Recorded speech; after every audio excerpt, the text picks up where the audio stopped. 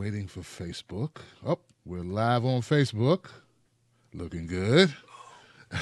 And now we'll go check YouTube to make sure we're good on YouTube. It's all green on YouTube. I love it. I love it. I love it. And you got a little buffer going on, Sam, so I'm waiting for people to... There we go. Political punch. Political punch. Can you hear me and my great guest, Sam? Can you hear us? Can you hear me? Can you hear me now? Check 1, 2. Should have brought my boxing glove. Actually, I think I have my boxing glove right there. What's up, man? There people are filing in.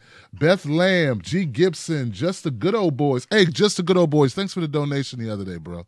I saw you, man. I appreciate you. Bullshit Man, Lee Cox. Can you guys hear Sam? Can you guys hear me? Because I'm ready to rumble. Audio is good.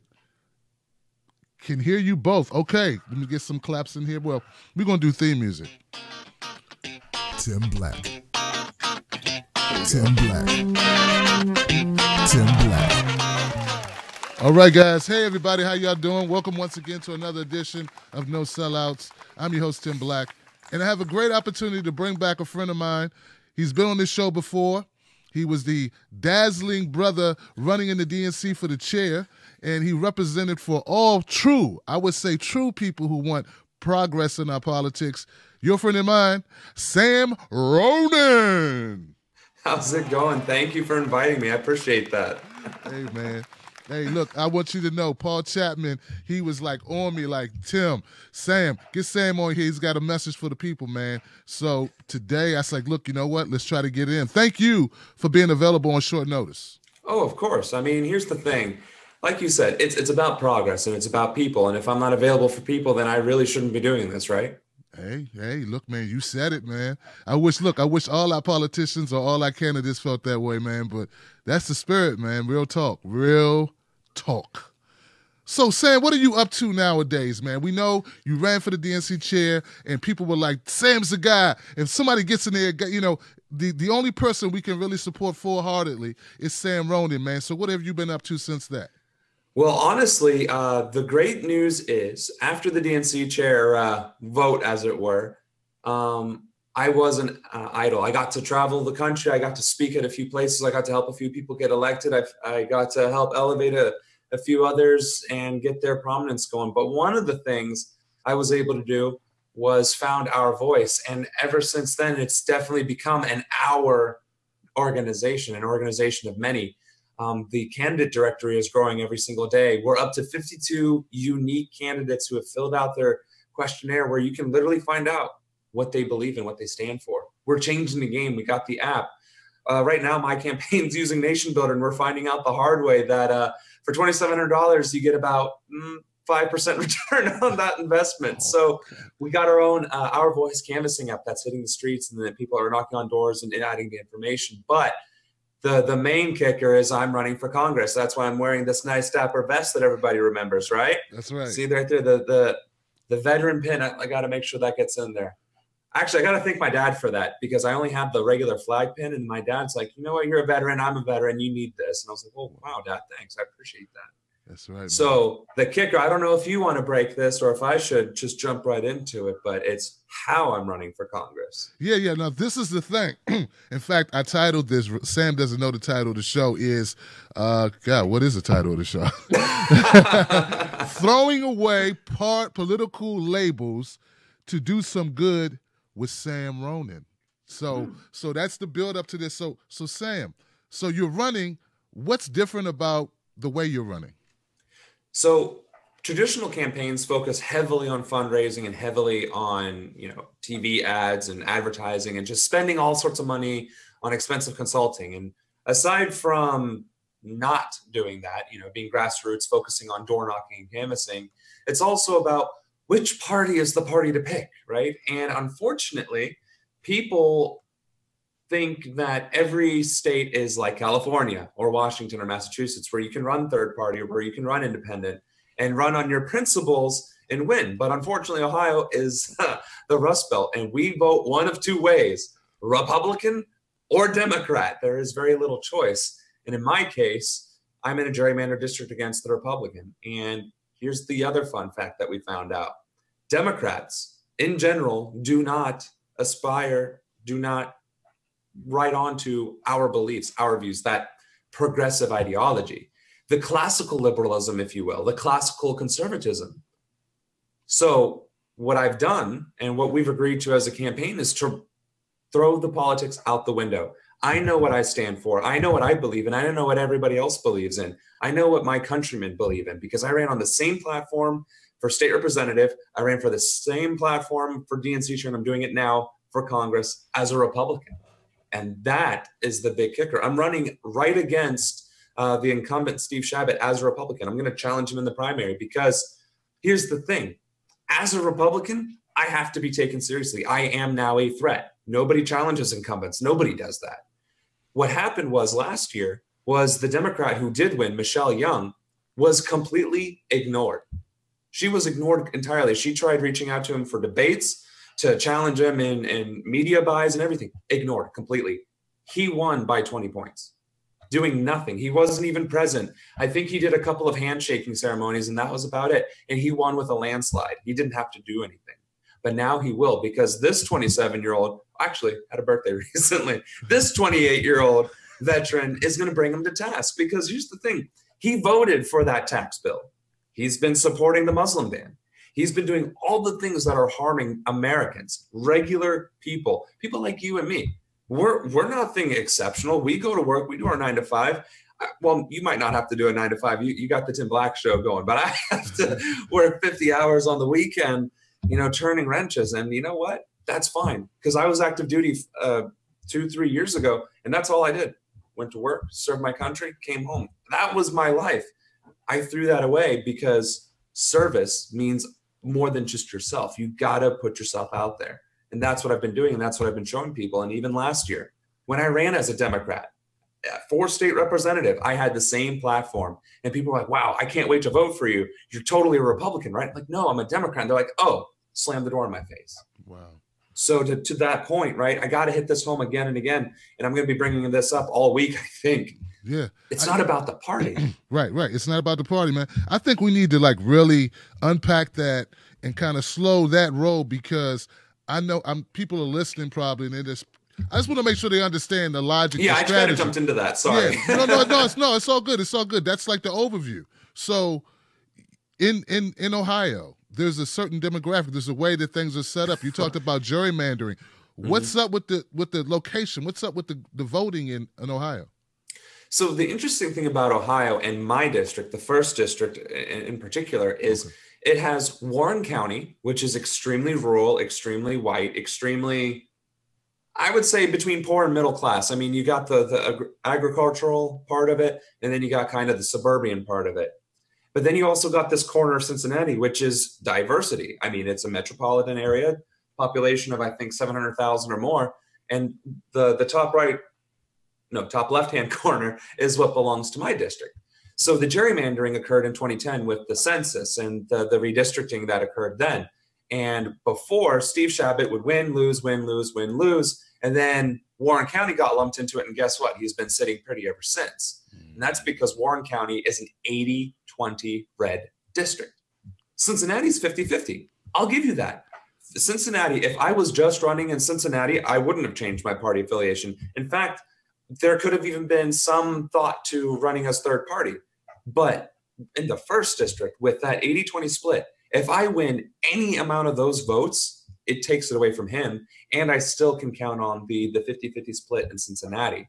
So demographically speaking, right, you got your diversity in Cincinnati, which is half, and then you got white rural America, which is Warren County. That's not a problem. That's just the reality. But it's interesting in that I'm running two campaigns, it seems like.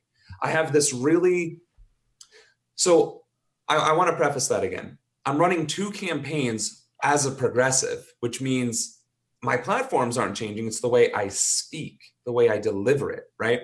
I can talk to you about universal healthcare and universal education. You're not going to bat an eyelash. I say that in Mason or Franklin or Springboro, people are going to lose their minds. Like, oh, you're a socialist, you're a communist. No. Medicare for all.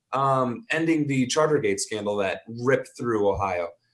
Bringing back actual manufacturing jobs by undoing all of this, international trade agreements, right?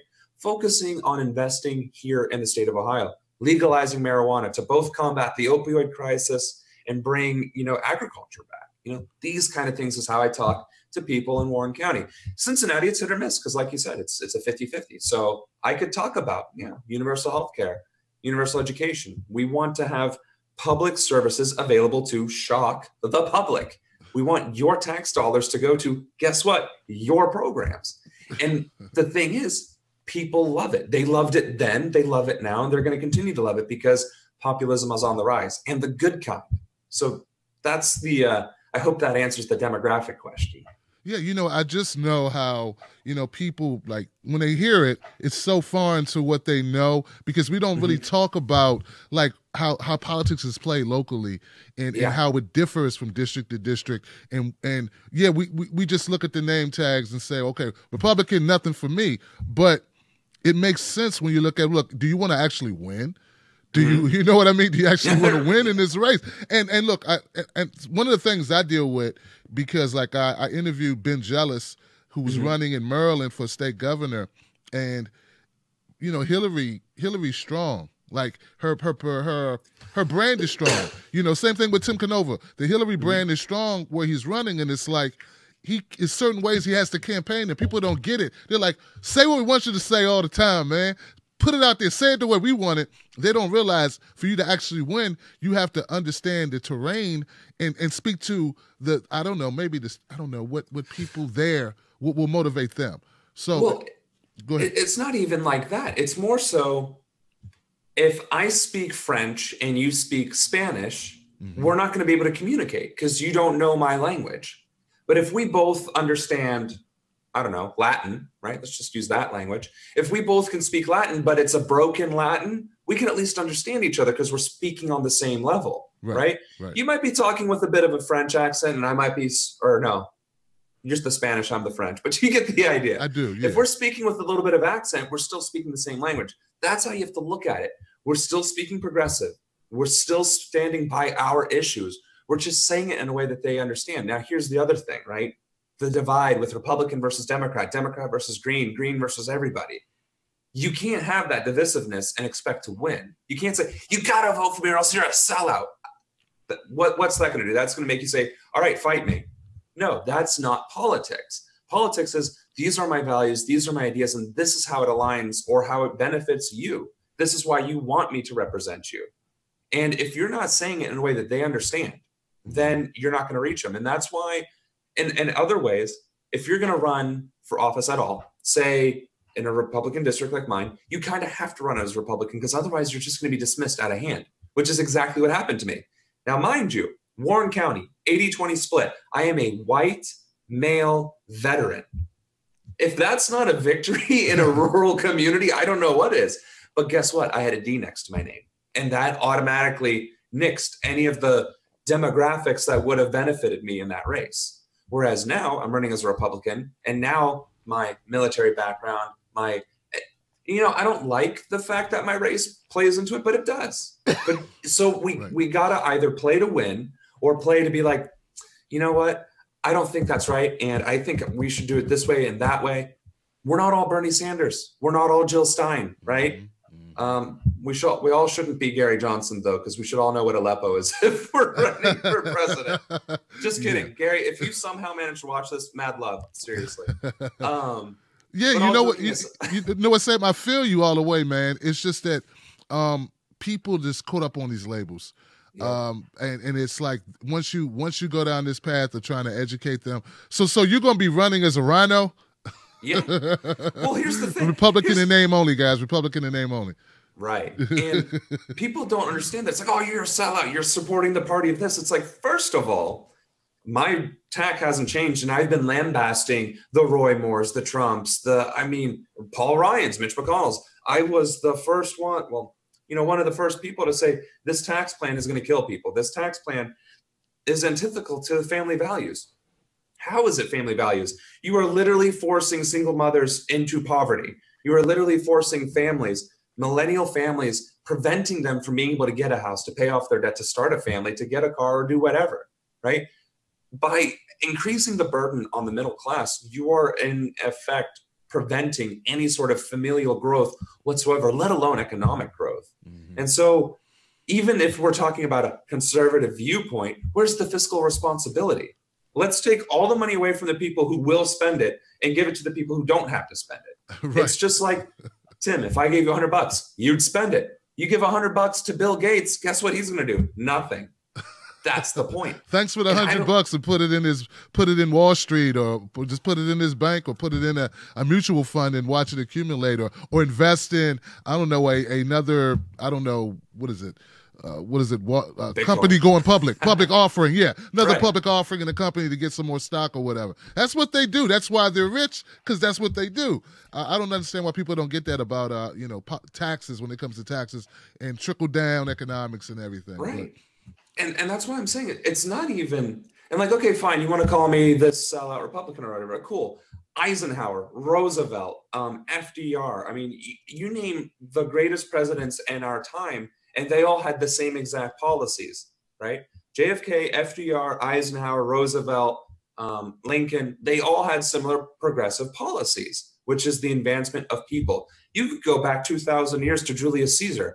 Why was he so beloved by the Roman people? Because he gave them money, he gave them rights, he gave them opportunities. Now, sure, in comparison to today, Roman culture was still pretty barbaric. But in the time, it was probably some of the most progressive culture in existence. And, Abraham Lincoln, right? He had to deal with a lot. He had to deal with the aftermath of the Civil War. But because of that, the slaves were freed. They were able to start living their lives for a change and being able to move forward. Roosevelt, during the, in between the World War II, he was able to build our highway system. He was able to take all of that hemp money and put it towards the war effort. And then Eisenhower taxed the wealthy at 93%, not because he wanted to tax, 93% of $500 million, but because he wanted you to invest that money and put it back into the economy. And then, of course, we know FDR's New Deal. That was the reason why for 2 decades straight, he got reelected. And well, until his death, of course. Right. And then we had JFK, who was assassinated. Why? Because he was pushing for populism. He was trying to decentralize the banks and give people a chance to reinvest and continue on with the FDR and Eisenhower era programs. So all of our greatest leaders have been progressive, and they have been Democrats and they have been Republicans, but they have always been liberal in that sense. The yellow dog Democrats that all the Republicans like to say, well, the Democrats were the party of the KKK and slave owners and this, that, and the other. It's like, that's just not true. They were the conservative party back then. And now it's the conservative fascism, which is the Tea Party, which has taken over the Republicans. But people like you and me, regular people, tax-paying people who go to work, live their lives, and try and move forward, we don't aspire to that stuff. We don't sign on to that at all. We are focused about living our lives and having enough left over for the next day and for our children and that future. And that is the policies that I promote and espouse. And I don't know how else to explain it. I just gave a brief history lesson. It doesn't matter what label's next to your name. It matters what you're willing to do with the power that you accumulate. Like, the only way people could justify saying I'm a sellout is if I get elected to Congress and then start twirling my mustache. That's the only way. You know what I'm saying? Like, I just, it's frustrating because, like you said, people are caught up on the label, and I'm trying to prove that it's not about the label. It's about the value. It's about the heart.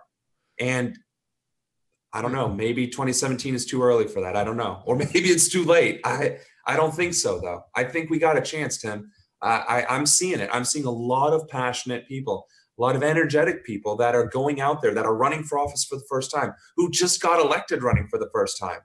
But unfortunately, this is the United States of America. This isn't Germany. This isn't France or Britain, where there's a parliament and multiple parties that have a multiple stronghold in government. There is a duopoly in our country.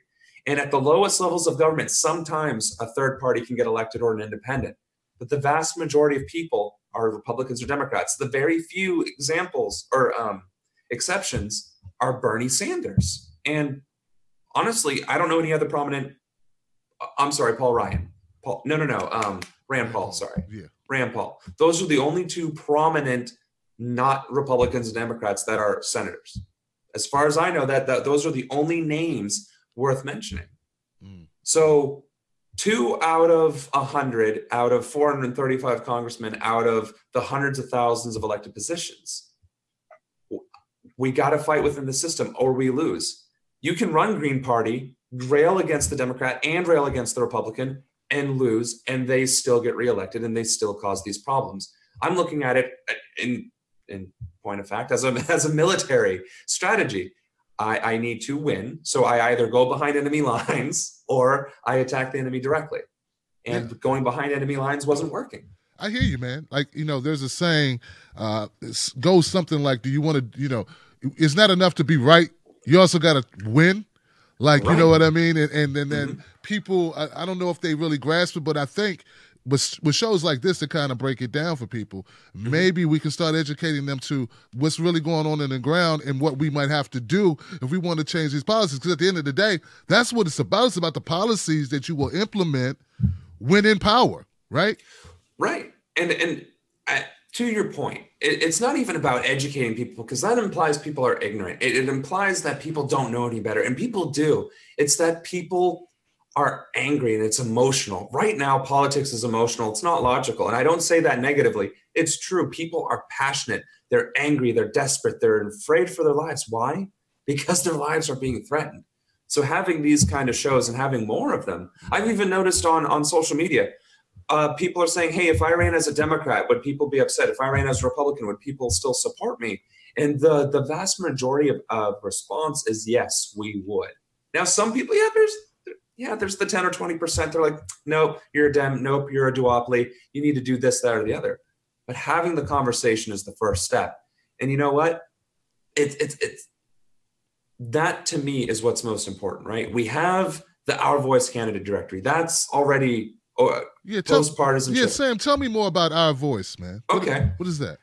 So Our Voice was this organization that was supposed to be that third-party infrastructure to create that 21st century New Deal, right? To allow people to run for office, to have these resources, and to have their promotability, just providing the tools, but across the country and free or very, very, very cheaply, because as grassroots candidates, as first-time candidates, we don't have that $1 million war chest. We just don't.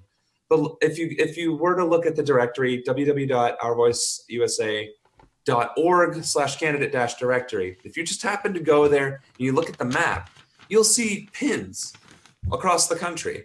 And if you click on that pin, no matter if you're in Ohio, Maine, Florida, California, you can click on that pin. Now, right now, there's several dozen, couple score names on there. Now, imagine if there was 1,000. Imagine if there were 435 congressional candidates, 100 senator candidates, 33 governor candidates or whatever, and then everything down the list, the hundreds, the thousands. You could be in your 10 square miles, your radius, click on where you live, and you could see a couple dozen names. That's the difference. You could see these names. You could sort them by how you vote. So, Tim, I'm not going to put words in your mouth, but just say, for instance, you're pro marijuana, right? And I'm pro gun, right? So those are the two things we would look for. You would look for pro marijuana and I'd look for pro gun. So I look for pro gun and I see all these candidates that are pro gun, but look, they're also pro healthcare. They're pro education. They're pro women's rights, pro civil rights, and pro not bombing other people. Go figure. Yeah. And they're in my area. And you know what? There's 30 candidates, but only 5 really closely aligned. But you know what? There's another 5 that sort of align. And then there's another 5 that are not even a little bit. So what am I going to do? I'm going to share the 10 that are somewhat in line with my views, but I'm going to support these 5 because they're strongly in line with my views. And I'm going to share them on Facebook. I might even throw them a couple bucks. That's the difference. Because sure, you can look and be like, oh man, one of those 5 was a Democrat, or oh, one of those 5 was a Republican. But they stick with your values. And then you're like, well, wait a second. They're the other party, but they align with me. Mm-hmm. That's impressive. Oh, and they're not running against each other. Awesome, I can support both. That's the difference. Same thing with the canvassing app. NPG Van costs hundreds of thousands of dollars. It gives you a stock, voter list that has you're very Republican or very Democrat, and those are your dynamics. And then you can maybe cut turf. And if you knock on the door, that's all you can get. Are you Democrat or are you Republican? With the Our Voice app, you can have a conversation. And after that conversation, you can fill out their address, their name, their phone number, their email, and where they stood on the issues. You're not going to sit there and ask them 70 questions, but you're going to have maybe a 30-second to 5-minute talk. Be like, hey, Tim, what are your values? Oh, sweet. Yeah, me too. My guy, my candidate, Samuel Ronan, he's a pretty swell guy. He's a veteran. He wants to, better fund the military, but take out all of that overhead cost and make sure that the military industrial complex doesn't dominate our defense spending. So our boys and girls can get the training they need, the supplies they need, the tools they need to keep our nation safe, but not get sent over to war for no damn reason. They're like, wow, that's awesome. What else does he stand for? It's like, what do you want to know? It's like, where does he stand on the healthcare? It's like, he wants to make sure you're not in debt for getting cancer treatment. It's, oh, well, I can stand for that. What about marijuana? It's like, well, guess what? He wants to legalize that too, because it's been shown statistically that where marijuana has been legalized, opioid use has gone down significantly. It's like, whoa, really? I didn't even think that was a solution. Boom. It's like, well, thank you. My name was, Jim. Nice to meet you, Sally. On to the next one. You got 3 main points: anti-war, pro-marijuana, and, pro-healthcare reform. And now you have live polling data. Free. Didn't cost you anything. It cost you 5 minutes of your time knocking on doors. Imagine if 10,000 people all across the country spent 1 hour knocking on doors. That is the entire directory. That is an entire just directory of voter data that is worth thousands, if not millions of dollars if it were to be sold, but it's not. Why? Because it's yours. You control it. So Tim, if you got, if you put on your sneakers, put on your nice suit and tie and knocked on doors for this weekend, all of the voter data that you got is yours forever. You don't pay for it. Wow. We don't ask you to pay for it. It's yours. You can share it with your top 5 friends, right? That's the difference between MPG Van and Our Voice. MPG Van, you have to pay for it regardless, and you don't get to keep it. After your time is up, like the election, it's gone. You don't have any more access to it. Our Voice, you log in, it's yours. And I mean, it's a phone app. Right. But I mean, it's that simple. So thank you for letting me to have a quick second to chat about it. I'm using it for my own campaign, and not because I'm the founder. It's useful. Like, it's actual useful information. And I'm trying to share it with the Green Party and other progressive candidates, regardless of their party affiliation. It's because it is useful, because it saves you time, it saves you money, and it gives you data that's worth a damn. And that's, again, post-partisanship. You can't rely on the Republican tools or the Democratic tools if you're not one of them. I'm not one of them. Sure, I'm going to go to their meetings and be like, hi, my name is, and I'm running for, vote for me in the primary. Yeah, I'm going to say those things.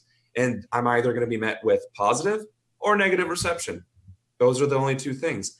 But going door to door, reaching out to people, that is within my power and control. And it's within our control. That's why it's called a grassroots populist progressive movement. Wow, man. That's look, guys, give it up for that. That's very interesting. My brother. Running for the first time, I think it was your first time running when you ran for the chair. Did you take away experiences from that you're applying to this? What was a couple points that you learned from that race that you were in? Don't be an angry millennial now. So I did learn a lot. For instance, I learned that no matter when you enter a race, you can always show progression. And I don't mean to keep using that word, but when I first showed up, right, I was livid, I was angry, and I was wearing my sweater, right? And I was telling all these political heavyweights what they can do with themselves, where they can put it, and what they've been doing wrong. But I was doing it eloquently, right? I wasn't just ranting and raving, Bernie would have won, you're sellouts, you're horrible. I was saying, no, quite honestly, I don't know what's wrong with you people. You have billions of dollars and you're wasting all of your time, energy, and resources trying to convince the American people of something they already know is false. You don't talk to them in the rural areas. You haven't been present in local communities in over 40 years, and you wonder why you lose elections. I tried getting onto the Democratic website and looking up at the directory to find out who I need to call, which was the secretary, to let you guys know that, hey, I want to run for this. And there was no name. There was no directory. And I tried looking for a national directory. No names. I didn't even know who was a part of the DNC. And you guys wonder why people don't trust or support you anymore. very angry, very brash, very abrasive, but also very truthful. And as that went along, you know, I stuck to the message. I talked about people. I talked about, you know, how it needs to be inclusive and transparent. And it's crazy because popular opinion is exactly that. And it's not that I was pandering. This is what I believe, because I'm one of the people in that audience. They're like, yeah, I really wish this was what was happening. Why? Mm-hmm. I listened. And I made that a point. In the third or fourth forum, I had my little scratch pad. I was asking people in the audience, or you know, that were attending, what they wanted. And I read off the top 3. I'm like, look, this is what people want: transparency, inclusivity, and a chance to vote as a delegate. And, you know, then as the talking points went on, that's where I was a little petty again, and, you know, showed up. I was like, look, Tom is stealing every single one of my points, but he's not going to implement it because he has a vested interest in not doing it. And then we moved forward to the CNN debate. And I learned a lot about that too, which was, it's a dog and pony show. Not that I had I'm not complaining that I got to get on CNN, by no means, no. Right. What I am saying is I was expecting an actual debate. I was expecting like a real backup, kind of like this, maybe a little bit more formal, with like a bit more moderation. But beyond that, I wasn't expecting that shouting match to occur. I wasn't expecting all the questions to be given to Tom and Keith. It just seemed very orchestrated. But for the intent of almost like entertainment. And then you see these senator debates about the tax bill or the healthcare proposal between Senator Sanders and Senator Cruz. Mm-hmm. It was a grudge match. You saw them in black and white like this, right? You saw Bernie Sanders right. and Ted Cruz just, meh, right? And then this recent debate, it's like, I may as well put on my boxing gloves, take off my shirt, and do a weigh-in, because that's what politics is, apparently. And that's the problem.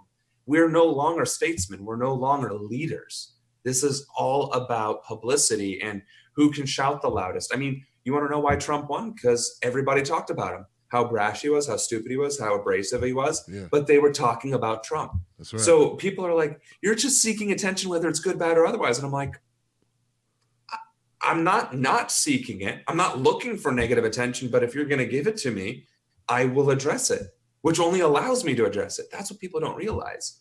So I learned a little bit about, I guess, show business, maybe. Mm-hmm. It's just frustrating. It was actually, if not eye-opening, it was rather disheartening that this is how far we have fallen as a country, that we had JFK.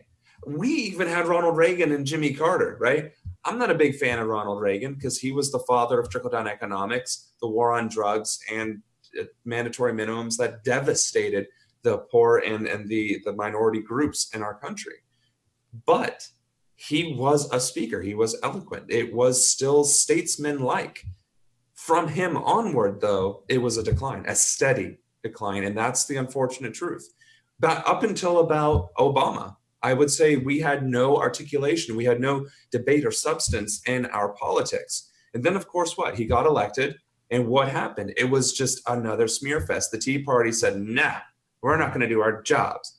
And Obama was like, all right, I will extend an olive branch because I'm trying to do a job here. And again, I'm not even praising everything Obama's done. He shouldn't have bailed out the banks. Right. I don't know why he did that. Right. And he certainly shouldn't have, put a slap on the wrist for, it was BP or was it Shell? I think it was BP, the Gulf oil spill. Yeah. Yeah, it was BP. He shouldn't have slapped them on the wrist. He should have taken them out to the woodshed.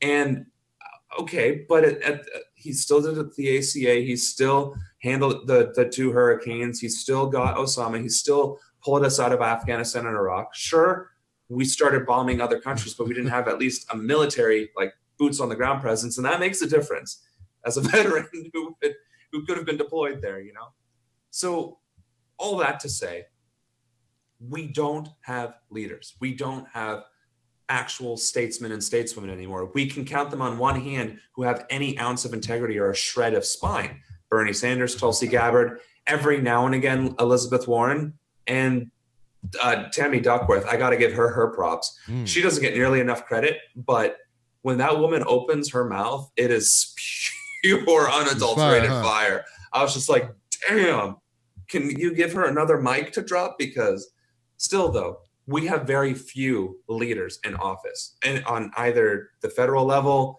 I mean, We got Ruth Bader Ginsburg. Or, Mhm. I think I just messed her name up. I'm sorry, Ruth. Yeah, Supreme Court. Supreme Court. Like we have Travel ban. Right. We have one warrior Mhm. in the Supreme Court, a couple in the Senate, and a couple in the House. And the rest are all sycophants and cronies.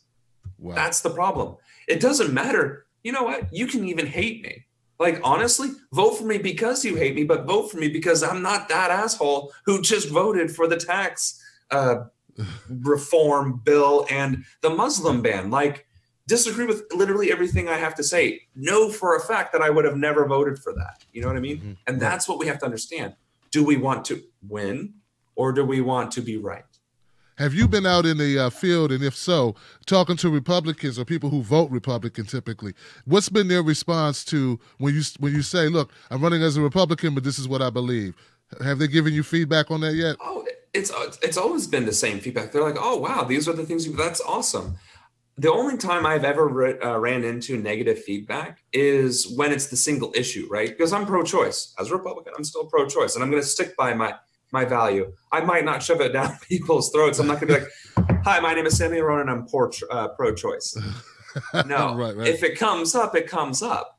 Right. But, and the same thing with the Second Amendment. Like, I'm pro-gun in that people should be trained to have a weapon and be held accountable for that misuse, right? It's not the gun's fault, right? I could be surrounded by an entire armory and be in no danger. But the second some jackwagon picks up a gun and starts shooting it, that's a problem. When law enforcement get away with murder and get administrative leave, that's a problem.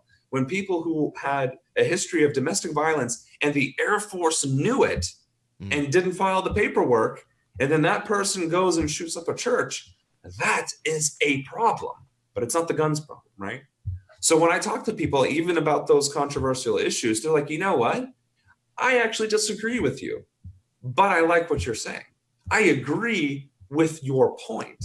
I just disagree in the fact that you have it, we disagree on the value, right? And for the most part, it's still a positive walkaway. You have, I'd say roughly 10% of the populace that I run into, there's just no. Then there's that 10% that I could probably sway. And the other 80%, they're just like, you're running for office. Good on you. You have ideas. Right. What are you? Yeah. And it's not, and look, even when they disagree with you, now this is my thing, even when people disagree with me, they know I'm being sincere. Like they can sense it, and I'm not getting paid. Like you're not like taking money from like the gun lobby. Like this is just a genuine, this is how you feel about the situation. It's a genuine feeling. It's a genuine stance. That's the way I am, And I have people I have Republicans who watch my show. I have people who voted for Trump who watch my show. Hell, half of them voted for Obama. Though that that's a whole nother subject, that they were in the Obama camp and they just didn't want Hillary.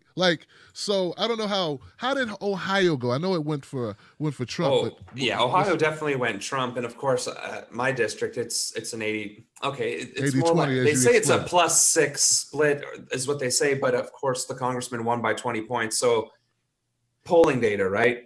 Right. My district, I know is red. It's just it does lean conservative. Ohio leaned conservative, unless you were in Cincinnati, Columbus, or Cleveland. Those are the big 3 C's. But guess what? They only hold 4 seats in Congress. They only hold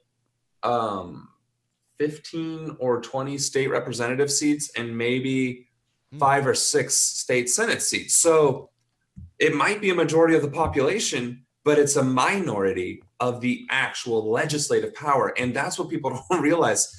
Again, that was my complaint with the Democratic Party was that, we win our races that we win, but we lose the legislative power because we have the minority of elected seats. And so to your point with how does the district lean with Trump and all that, it's not that it leaned Trump. And I think that's the biggest argument we have to start having that discussion. Okay. Nobody wanted Trump. People wanted populism. Populism is what people wanted. And if you have populism and not populism on the ticket, who's going to win? Populism. If Bernie and Trump had been on the ticket, though, for the longest time, I was a little pessimistic. It's like, I don't know if Bernie would have won because, they would have just smeared him. But then it's like, but he was still populist, and he wasn't being spiteful, hateful, racist, xenophobic, homophobic, all the phobics, right? Right. He was talking about things that people care about. And, oh, by the way, he's the most popular politician in the country. Gee, it's almost as if maybe the Democrats shouldn't have rigged the election against him. So, yeah, if Bernie would have gotten the nod, he probably would have, in fact, won. And people would have voted for him, not because he was a Democrat, not because he was Jewish, not because he was an old man, but because of his values, his populism. And so when we say Ohio went for Trump, I'm learning, even in my own experience, having been in that bubble of the DNC chair race, of the progressive movement of California and Florida and the Green Party and all this, as I slowly stepped back from the bubble and just viewed politics as a spectrum, I realized we are all fighting for the same thing: reform for people, so that we aren't screwed over, so that we can start winning again. Yeah. And they saw that in Trump. Not in a positive light, just as a means to, well, maybe, you know what? Put a bull in a china shop. Something's going to get broken. Right. Maybe it's the right thing. Absolutely, man. People ignored the things about Trump they didn't like because look what their alternative was. A lot of people didn't know who Jill Stein was. They hadn't had any time to get to know Gary Johnson to any real large extent. And they were like, well, I know I don't want a continuation of what we've been having. And that's really all that Hillary offered is I'm going to continue Obama. And if you didn't like Obama's the effects of Obamaism, in your life, then you were like, well, I guess I got to go with this guy. Like, I'm going to ignore anything he's saying because that's my only option. And a lot of people did stay home. A lot of people leave out the fact it's not Jill Stein. It's not, it wasn't Gary Johnson or Jill Stein that did it, or Bernie. If the people would have came out, they didn't come out. Why didn't they come out? There you go. What was it? Was it 46.9% or was it 49.6%? But that's how many people didn't vote. If didn't vote was an option, that person would have won by a landslide. Right. And that's the truth nobody wants to talk about. Voter turnout, voter apathy, disenfranchisement, that is the biggest holdup. If I could get people to vote for me at all that have never voted before, I would win in a landslide. But see, that's kind of the issue. People who are disenfranchised with the system and the process, they're not going to listen to some 28-year-old. They're also not going to listen to some 80-year-old socialist from Vermont. They're just like, this is what we've come to. Some kid from the Air Force and some old guy from Vermont. What they need to see is that there's enough change. Do I need to tone it back a little? No, man. It's good. It's good. I love it, man. We do need to start winning so we can start proving the point. Unfortunately, in the state of Ohio, right, as much as I'm saying that we need to start winning, if the Green Party doesn't get at least 3% of the vote, they lose ballot access, period. Like, they're gone. The Libertarians, they already lost their access. Like, they cannot actually run as Libertarians. They are not allowed to be a party in the state of Ohio. And if you want to reaffirm your party affiliation as a minority or a minor party, minor party, you need 10% of registered voters to support you. Wow, it's ridiculous, and that's already what they don't have, right? So you're struggling to get 3%, but then you'd have to get 10% just to get back to where you were when you couldn't get the 3, right? So I have all the love for Green Party. Like, please get your 3%, but at the same time, realize and recognize that if we want change, if we want these incumbent Republicans and these incumbent Democrats who are pushing these tax laws, who are pushing these Muslim bans, who are pushing all this reform or getting, they voted nay, but they were in those damn committees voting against all of the Medicare for all, voting against the universal education, voting against the tax debt forgiveness. They were in there. It's like, nah, we're not going to have that. But then when the bill gets to the stage, it's like, I voted against it because I am a true American. No, screw you. I actually have to stop myself from saying what I really want to say.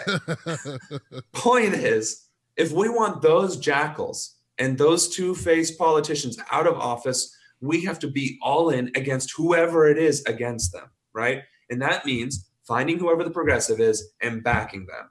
And I'm not just saying that because I'm the progressive running in that office. Kenny Mejia is running for Congress in Los Angeles. What is it, the 26th? I'm not sure what the date is, but yeah, I was thinking about Mejia. Right. So Kenny Mejia is running as a Green candidate. He's clearly progressive, and he's running in whatever that district is. I do not personally know of any other candidates running in that district. So my advice to anybody listening in California in that district, don't run against Kenny.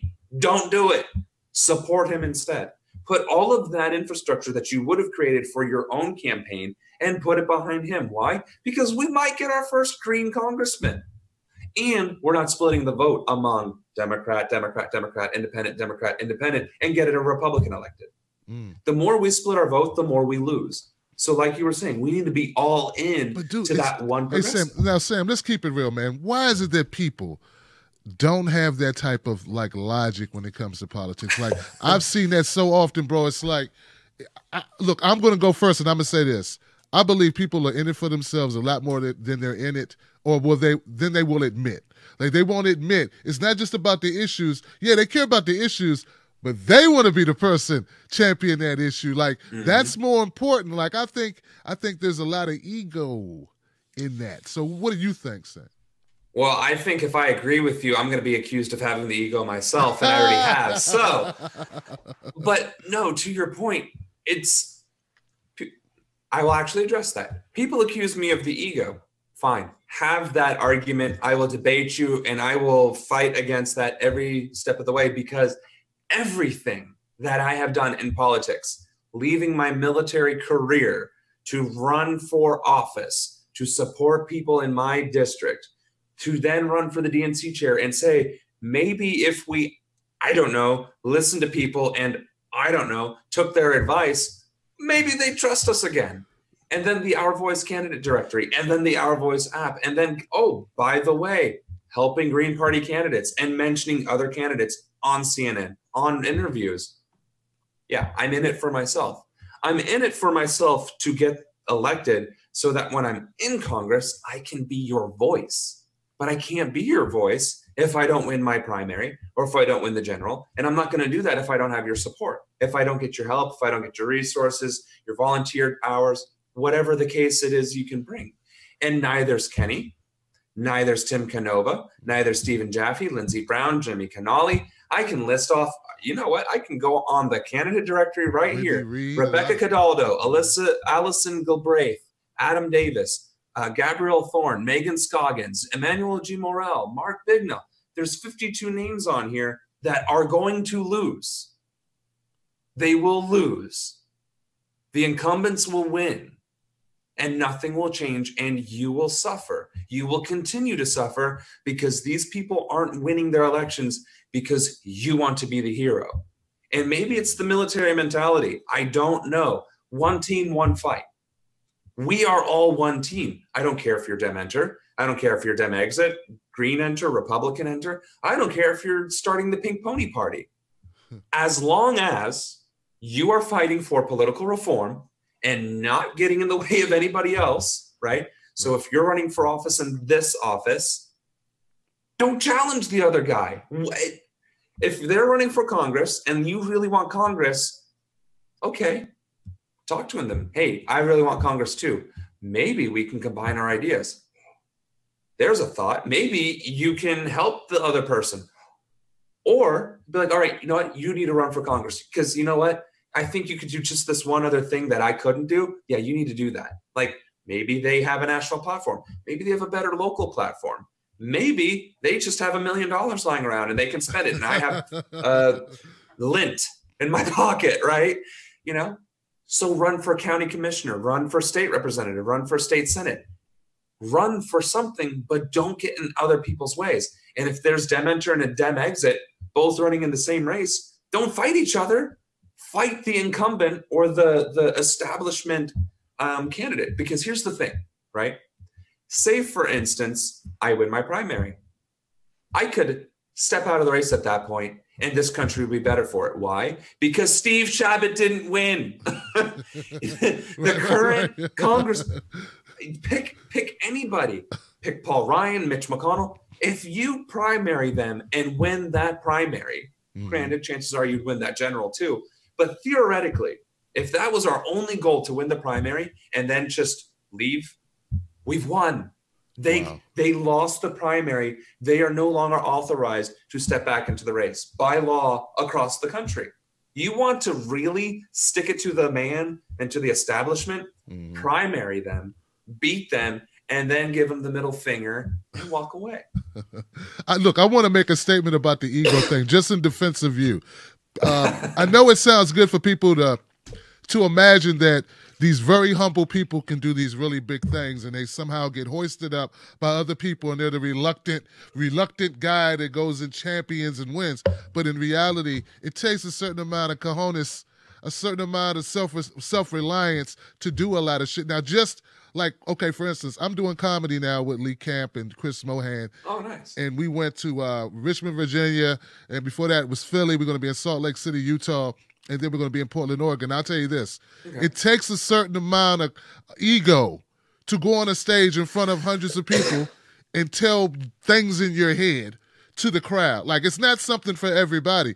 It's not that you're an egomaniac, but you got to have a belief in yourself and be steadfast in that. So, just in defense of Ronan, I want to say it takes a certain amount of chutzpah to do this thing, man. To put yourself in the front and take the slings and arrows, and I hope they look at it from that perspective, man. This is not daytime. This is not a movie. It's not a made for TV movie where the shy guy gets no. You got to go out there and put yourself in harm's way. So I hope that people who think that about Sam will recognize the terrain. That politics is tough.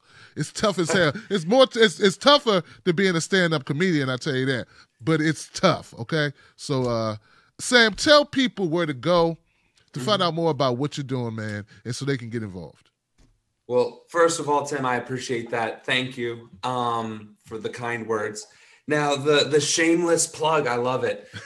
You can find me on Twitter at Ronan4Progress. You can find me on Facebook at www.com/Ronan4Congress. You can go to the website, Ronan4Congress.com as well. And I think I'm on Instagram, The Real Sam Ronan. Oh. So The Real Tim Black, The Real Sam Ronan. I love it. I learned from the best, right? And then actually, you can also find me on the Our Voice candidate directory. If you just, you go to it, click on it, type in Sam Ronan, or click on the state of Ohio, you'll see me there too. And you can share the profile from that as well. And,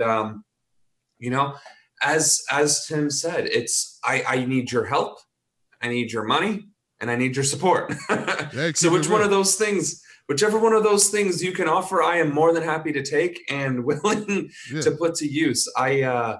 Especially if you're in the district, door knocking, phone banking is live. I have over 4,000 lists with 50 phone numbers each. So there is plenty to go around.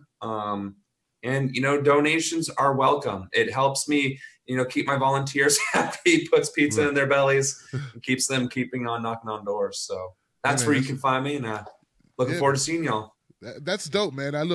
I support what you're trying to do, man. I see the logic in it, and I just want to help people get the message of what the intention is. The intention is to fucking win.